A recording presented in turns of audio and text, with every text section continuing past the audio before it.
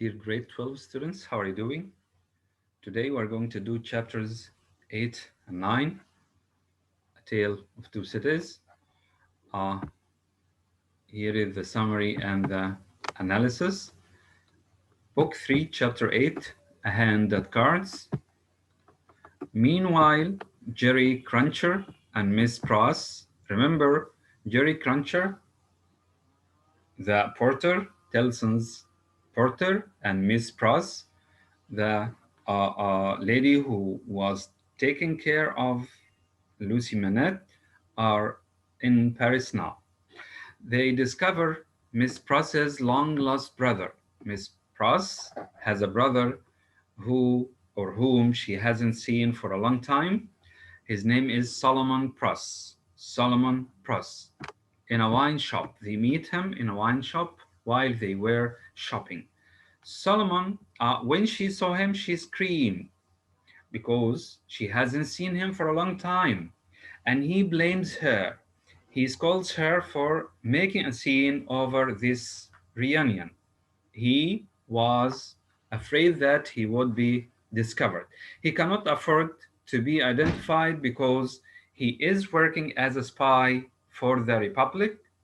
He cannot afford to be identified. He didn't want to be identified because he is working as a spy for the French Republic after the revolution. He is one of the revolutionaries now. Meanwhile, Jerry Cruncher, recognizing Solomon as the witness who accused Darnay of treason during his trial in England 13 years ago, uh, along with Roger Cly. Remember, Roger Cly was declared dead in London earlier. He struggles to remember the man's name until Sydney Carton. What brought Sydney Carton here? Sydney Carton is an English citizen, and he appears suddenly out of nothing, out of nowhere in Paris, who suddenly appears behind them. Sydney Carton provides it. Barsa. Yes, Solomon's Pross. Solomon Pross's name, our other name is John Parsat. Carton states, or Parsat, Carton states that he has been in Paris for a day and has been lying low until he could be useful. He says about himself, he has been lying low, no benefit, no use, until he could be useful, and now it's time for him to be useful. He threatens to reveal Parsad's true identity to the revolutionaries unless the spy accompanies him to Telsons. He said to Parsad or Solomon Pross, if you don't accompany me to Telson's branch in Paris, I will tell the revolutionaries, who you are.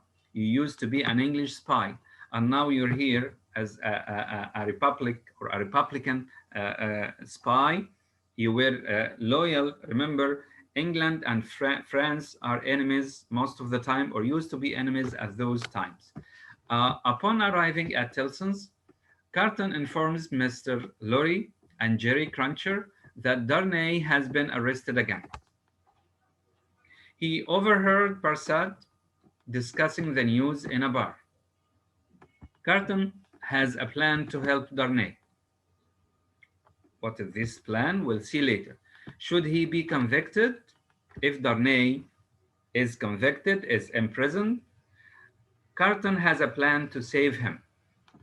Remember in book 2, I think, chapter 13, remember Carton's promise for Lucy to give his soul to her or to anyone she loves, and or to save her or save anyone she loves.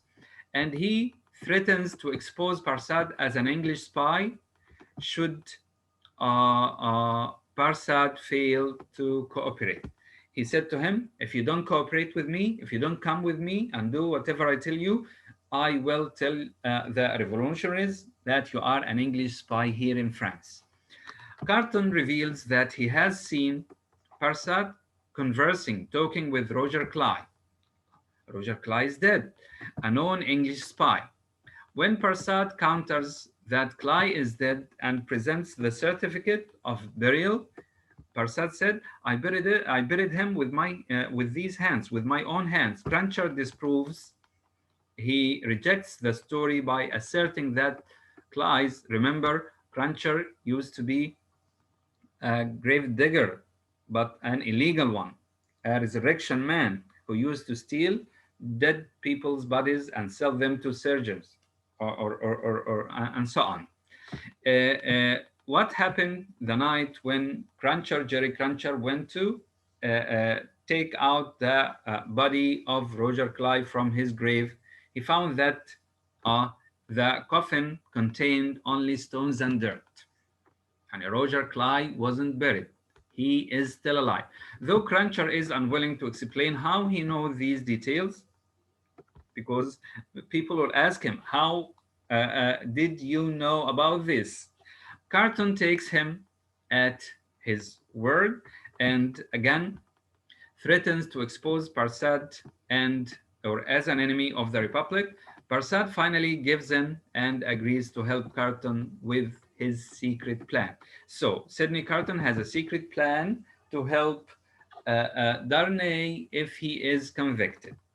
The analysis of this chapter, a coherent picture begins to emerge. This is the climax of the whole novel from all the seemingly unrelated details of the novel. This cohesion is what makes the plot of A Tale of Two Cities so masterful and sets it apart from Dickens' other novels. This is the best plot ever. In his other books, Dickens would include in book one and book two, book the first and book the third, Dickens would include the spies, Parsad and Cly, references to Miss Pross's degenerate brother, and Jerry's alternate occupation. He was a bank porter, and at the same time, he was a resurrection man, a digger, but or excavator. But they wouldn't necessarily progress in the main story.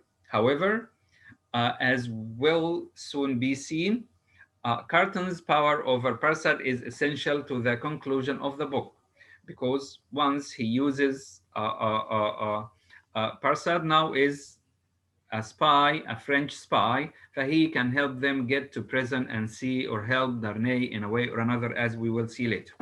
And the conversion of all of these minor plot points contributes to the success of the whole. In other words, the characters of Roger Cly and Jerry Cruncher or John Parsad weren't very important in books one and two, but now they are very important for the conclusion or the successful conclusion of the whole story. Here we have three vocab items, and these vocab items are important, guys. Study them. Cavalier, a gallant or courteous gentleman, originally a knight. Spencer, a type of jacket that ends at the waist. A cant word is like a jargon. You know, doctors have their own language. Thieves have their own language. A cant word is a term from the secret slang of beggars, thieves, and the like. Every job, as I said, have their own cant word. Let's move on to chapter 9. The game made, which game we'll see. With Carton and Parsad in the other room, they are at Tellson's bank now. Mr. Lorry expresses his outrage at Jerry's grave robbing activities and tells Jerry that he will be fired from Tellson's. Mr. Lorry discovers that Jerry works as a resurrection man, a grave digger, an illegal grave digger who steals the bodies of the dead people and sells them to surgeons. He said, "You will be fired." Never quite admitting his wrongdoing, he didn't admit the wrongdoing he had done. Jerry asks Mr. Lorry to let his son take his place at Tellson's and tells him that he will become a regular grave digger, a legal one, to make up for the bodies he dug up. Uh, so, uh, uh, Jerry Cruncher promises to be a regular or a legal gravedigger to make up for the bodies he dug up, and asks Mr. Lorry, after he gets fired from Tellson's, to or let his son take his place at Tellson's bank.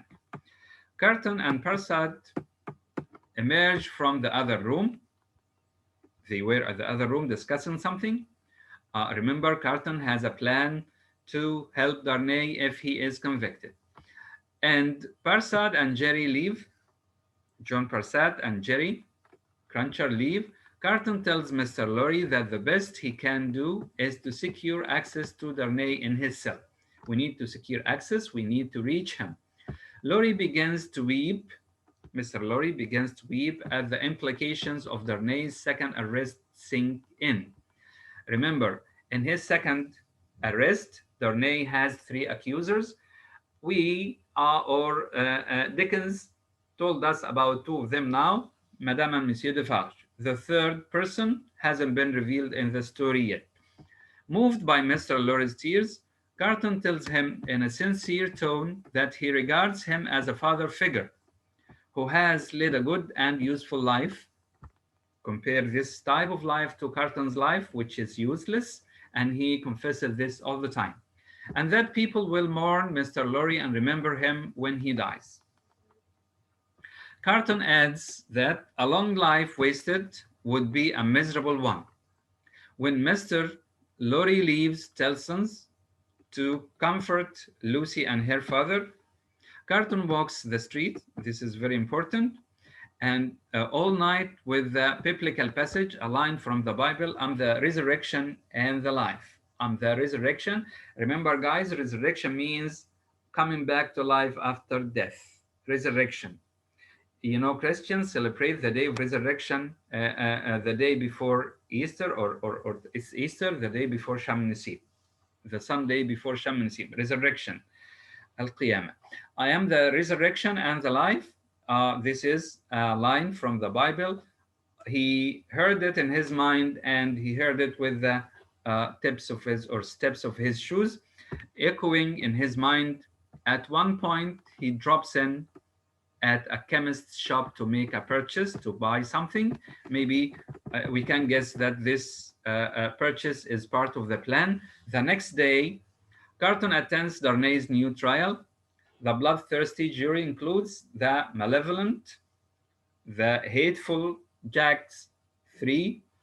The public prosecutor opens the trial by stating that Darnay's three accusers are, to our surprise, the Defarges, Madame and Monsieur Defarge, and Dr. Alexander Manette. The doctor protests this statement. I wouldn't accuse my son-in-law, but he is reprimanded. He is blamed for this because there is a proof, there is an evidence. Defarge then explained that he retrieved a written paper from the doctor's old cell in the Bastille. If you remember, the doctor wrote something on a scrap piece of paper and buried it in his cell in the Bastille. The paper was written by Dr. Manette and contains his denouncement. Remember the denouncement? He denounces the Evremonts and their kids and their grandchildren. And his grandchild Lucy and his son-in-law and maybe his wife or anyone related to the Evremonts, his daughter is included in this analysis. As the story reaches its climax, the main themes of the novel reassert themselves forcefully. Carton, the main themes, one of the main themes is resurrection. Remember, Carton seems to have made some decision regarding himself and Darnay. He made a plan, but Dickens keeps the decision hidden. We're not sure yet. Reminiscent of his earlier discussion of people's secret selves. Additionally, the resurrection theme has recurred throughout the novel, recurred or repeated throughout the novel, becomes unmistakable here as Carton roams the streets hearing I'm the resurrection and the life. I'm the resurrection and the life, repeatedly in his mind and in the echoes of his footsteps. Dickens also represents the resurrection theme through the transformation of a night into dawn. Remember, Carton stayed up all night walking in the street, and now it's dawn. As the moon sets, as the moon disappears, he states, then the night with the moon and the stars turned pale and died. Maybe his foreshadowing his own death, and for a little while it seemed as if creation were delivered over to death's dominion. Looks like as creation is delivered or given to the hands of death's control. But then the sun rises gloriously, and as Carton looks at the sun's rays, a bridge of light, a ray of light appeared to span the air between him and the sun. Dickens seems to be indicating that Carton has prepared himself to die. As I said before, looks like Dickens is foreshadowing Carton's death. The beginning of that trial reminds us that the doctor's past remains buried. Defarge, it seems, has dug it up in the paper he found in Dr. Manette's cell, and the mysterious connection between the doctor and Renee is about to be revealed. Here we have two items of vocab here. Cogitation, cogitation. Cogitation means meditation or deep thinking, serious and deep thinking. Uh, prevaricate, sorry, prevaricate. We studied this before. Prevaricate, I'm so sorry. Prevaricate means lie or avoid telling the whole truth. Uh, to lie, prevaricate, to lie or to avoid telling the whole truth. And you should study the glossary for the exam. It's important. Thank you very much. This is the end of our session.